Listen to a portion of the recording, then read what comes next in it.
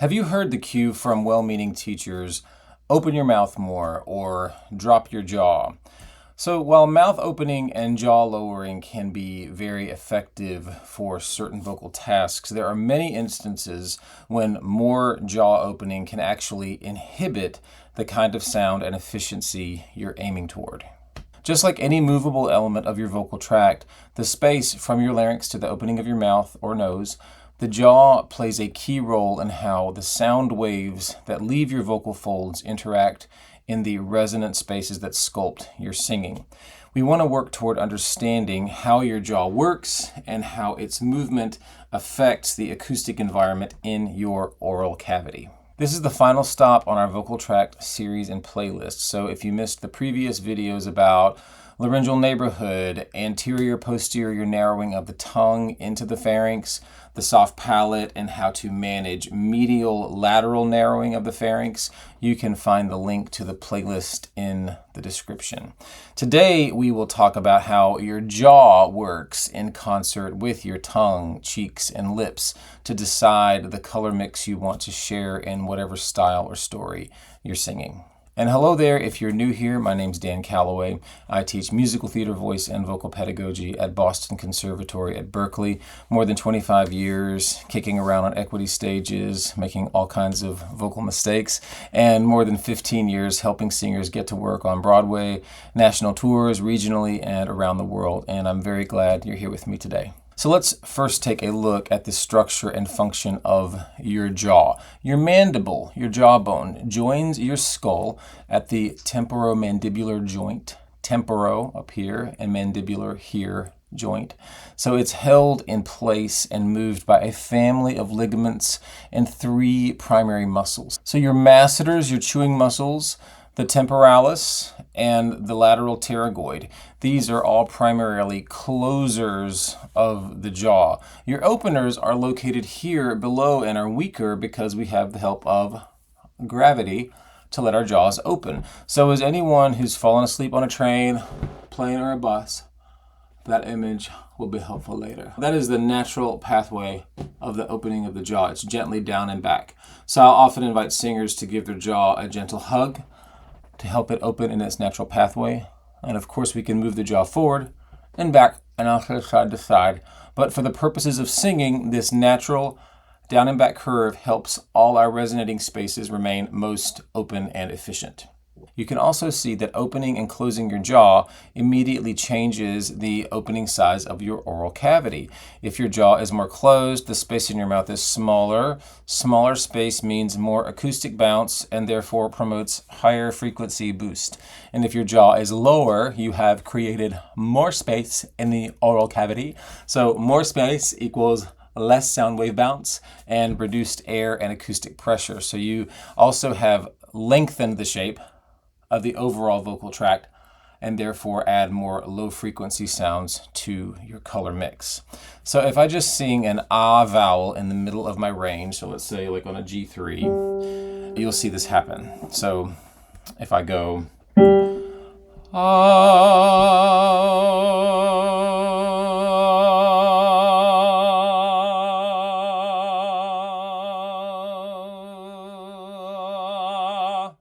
and if you try different vowels, you'll see how their respective frequencies also interact with the movement of your jaw. So play around with that and see what happens. The lowering of the jaw becomes an even more pronounced contributor to your vocal tract coordination when we sing both lower and higher frequencies. So actually look at this effect with lower. So if I sing G2, I'll try to keep all tract elements the same except for jaw.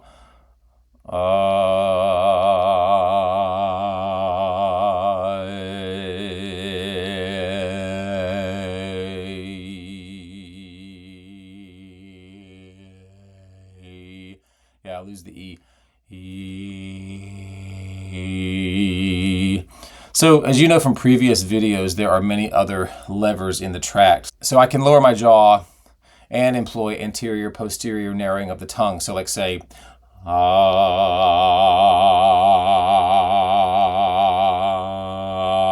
that's all back of tongue. So the jaw is an element that is working along with all these other elements of the tract. All right. So it's good to know you can use different levers separately and together. And by the way, if you want guided exercise that take all of this beyond theory, I've built step-by-step resources in the resource library. I'll link that below if you'd like to explore that. So just from those demonstrations, you can start to do the math on your own jaw orientation. Like I said earlier, so if your jaw is very closed, you create a very small room, so therefore compressed sound waves, and you're boosting higher frequency. And if you're singing higher with a closed jaw, then you have the fundamental higher frequency also boosted by the smaller space in your mouth, right? If your jaw is very open, then you make the room much larger and the sound waves and air pressure will dissipate more. So there are times when this is useful, but you also have to be mindful about how your jaw is interacting with the hyoid bone and your larynx. If you set your jaw down with a lot of force, you're inhibiting the natural movement of the laryngeal family and causing rigidity in the overall mechanism. And if you're in the Goldilocks zone, which is kind of like a mid-range opening, you're gaining the benefits of some smaller oral cavity shaping as well as some more open, low-frequency elements. And it is truly going to depend on the song or the phrase you're singing. It's important to remember with singing, there are elements that always work together the way they work together. And then you're going to use those constants to address ever-changing vocal tasks. So play around with that for yourself and see what you discover. And be mindful, like I said before, about all the various elements of your tract that have an impact. For instance, you can lower your jaw and float your tongue.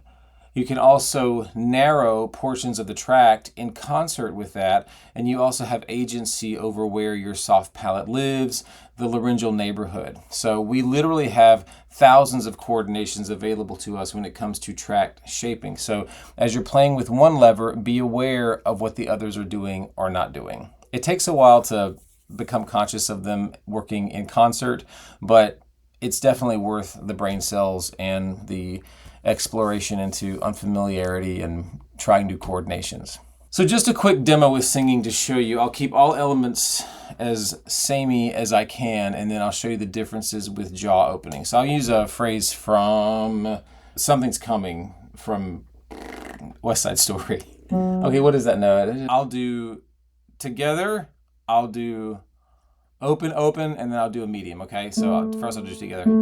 Around the corner, or around the corner, or whistling down the river. Or I can go around the corner, or whistling down the river. Okay, so that was small, that was open, and now I'll go kind of like middle between those two.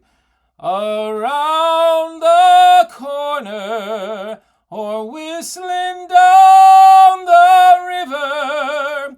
So 3 options. You can see and hear the frequencies change as I move the jaw in different places. So like I said, the opening and closing of your jaw is going to provide you with either high and close frequencies when the jaw is closed, and then lower and more spacious frequencies if the jaw is lower. So this is something you can play around with, calibrate for yourself, and you can find the ideal coordinations phrase by phrase, note by note. So there are also some common singer habits and pitfalls that I wanted to run through really quickly for you so you can just be on the consciousness lookout for them for yourself. So one of them is over-opening in search of space. A lot of times we have well-meaning teachers who instruct us to drop the jaw, lower the jaw, and as you've seen earlier, that can be very beneficial in certain instances, most of the time with higher frequencies. But if I'm opening my mouth wide for every singing occasion, I'm going to lose a lot of acoustic leverage that I could be using if my jaw were a little more closed and my teeth were a little closer together.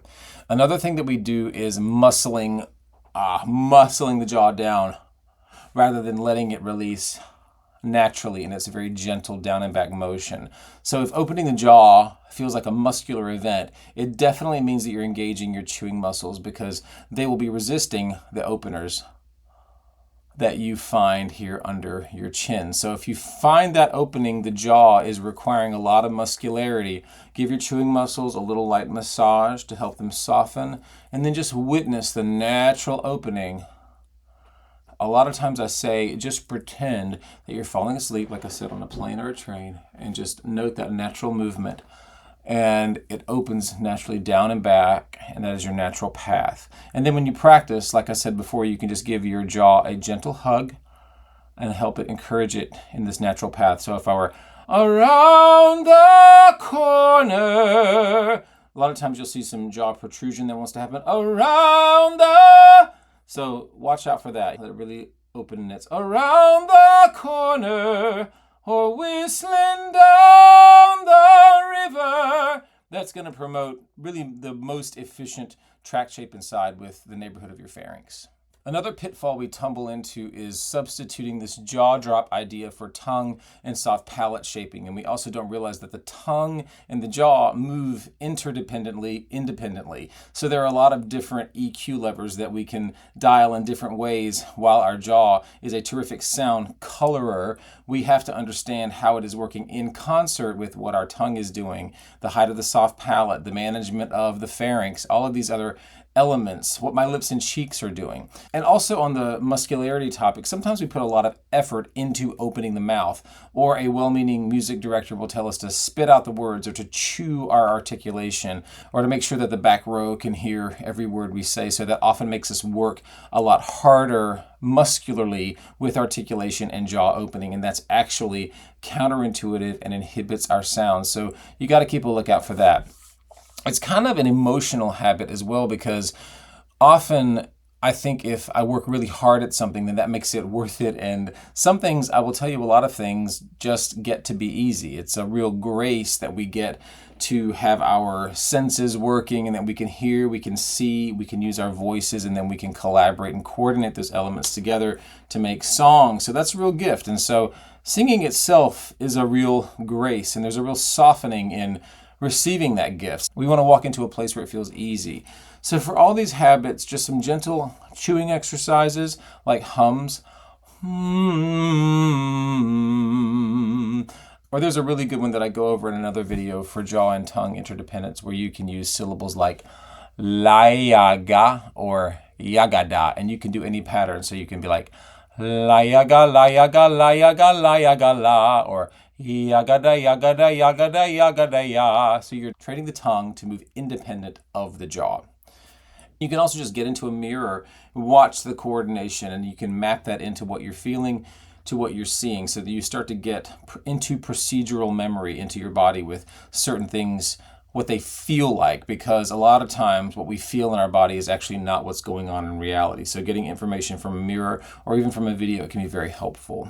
And like I said earlier, we want to add the jaw in awareness with all the other elements of the tract. So where is your larynx? What is the back of the tongue doing in relationship to your pharynx?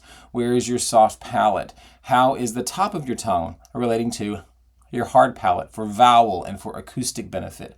What are your lips and your cheeks doing? All of these things work together to create the overall acoustic color blend that you're going to select for whatever phrase you're singing. So I mentioned those exercises just now about utilizing phrases like la yaga. You can also do some scales on an E vowel that are very helpful, where you can ascend the scale on an E vowel, and then you will lower your jaw as you start to enter your transition zone. And a lot of times I like to use my hands as puppets. So I'll use my left hand as my jaw, my right hand as my tongue, and I'll demonstrate to myself with my hands what's going on with my jaw and my tongue. So it would look like this. So let's say if I did a 9-note scale.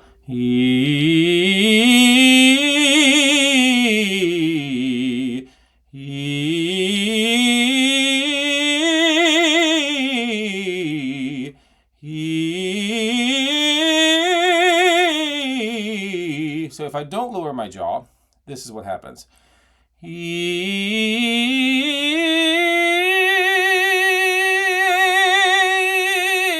So you hear there's some squeeze when I get to a higher frequency. The higher frequency being created by my folds needs a little bit of low frequency cushion there. It'll either squeeze or it'll pop into mode 2. So if I go, let's see, if I go, yeah, so this will top me out of F sharp.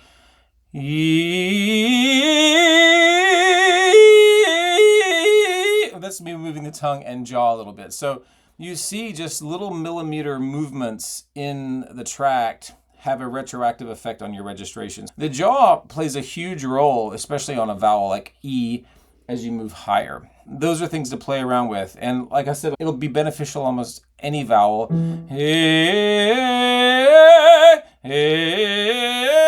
So if I don't lower my jaw and provide some low frequency cushion to the higher frequency being sung by my folds, the sound is going to lack balance. You're going to have a lot of high frequency rather than high frequency being blended with low frequency. But really with any vocal tract interaction that we are aware of what's going on, we can use our hands as outside guides, like little conscious puppets, to train us with these nuanced muscles, what they feel like. So let me jump over to another example. This isn't jaw, but like tongue narrowing, which I talked about 3 videos ago. But like if I just pay attention, like if my left hand is the back of my pharynx, if you snort, you can feel your uvula flopping against the back of your pharynx. My right hand will be the back of my tongue. And then I just let the tongue move back and forth and see what the outcome is. So if I just go,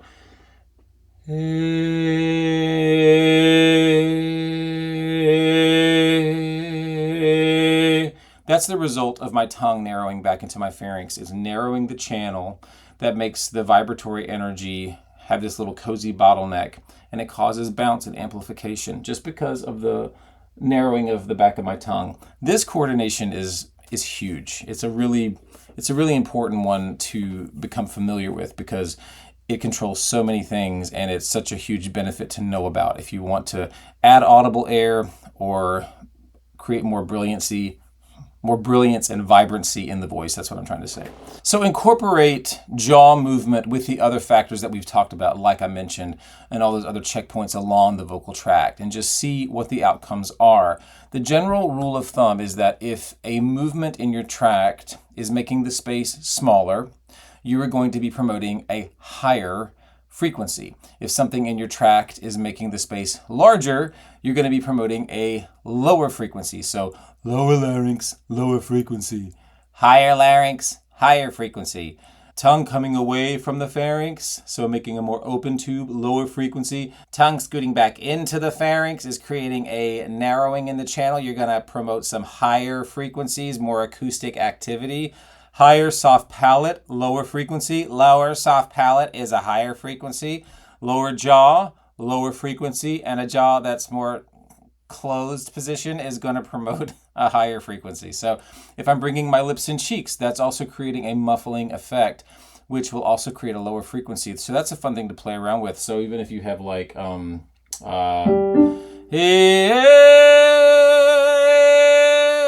playing around with different vowels.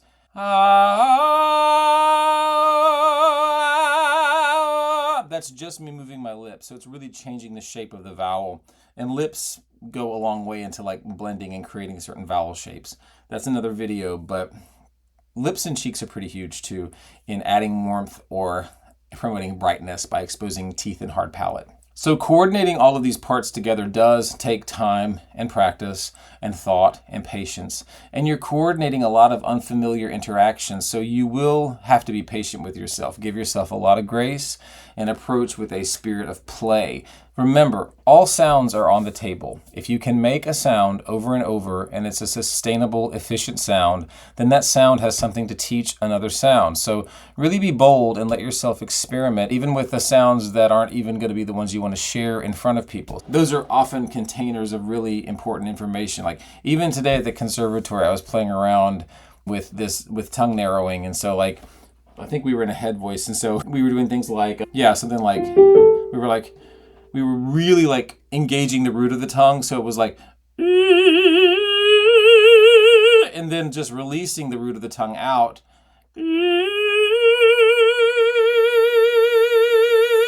Feeling what the acoustic benefit of that when the tongue floated, but just give like that. I can make that sound over and over. It's a sustainable sound. And who knows? I mean, there might be a character who talks like that. So, it's just important to know, when I engage this muscle or move this there, it makes that kind of sound. And then you can even map when you hear other voices, other vocal qualities, like, there's a kind of a tight tongue going on there, or oh, they speak with a very high soft palate, and then you can kind of deduce, oh, I wonder what the psychological reason for that is and what the emotional impulse of that is. So it's a really fun way to investigate how vocal image is created from an identity and emotion standpoint. And if this vocal tract series has been helpful and you'd like structured practice plans or some more structured videos about how you can incorporate these into your own procedural memory, that's exactly what I'm building inside the resource library. I'm building it to help you apply these tools into your daily singing. We're a caring community of singers and voice users in there, and we'd love to see you inside. Straightforward resources, regular encouragement for your vocal journey, and we have ongoing Q&A sessions where you can ask me anything you want about your vocal journey. Probably help a lot of your fellow community members out while you do that. So check that out in the description and join us inside.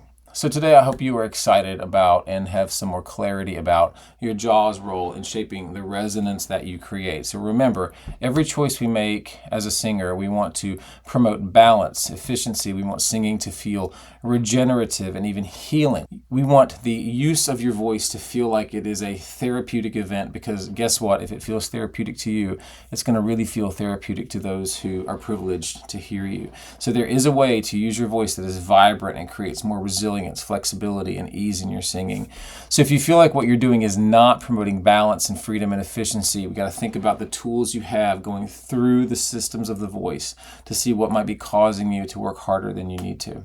Okay, so now you have tools for your laryngeal neighborhood, what your tongue is doing, especially as it regards anterior, posterior narrowing, what's going on in other areas of managing the pharynx, the magic of your soft palate and its abilities, and the jaw. Let me know if anything you learned in this video gave you some new insight, and share that in the comments. One member of the resource library says that she derives even more benefit from the comment section on the YouTube videos because people ask really great questions, and I really enjoy answering them as best I can and clearing things up, because it's actually very hard to follow all the possible flow charts that could happen in a YouTube video. So I love when people ask me questions and I can clarify anything that might be confusing. And sometimes people give me some nice corrections, and so that's always good to hear if I've made a mistake about a muscular coordination or some kind of acoustic event. So I love hearing from you in the comments. I love making things clearer. If I can help you be less confused, that is a huge win for me. So check out the resource library link in the description. See if that might be a fit for you. Would love to see you in there. And most of all, please remember, there is only one you, and somebody would love to hear the story that only you can sing. Love much. Now go sing.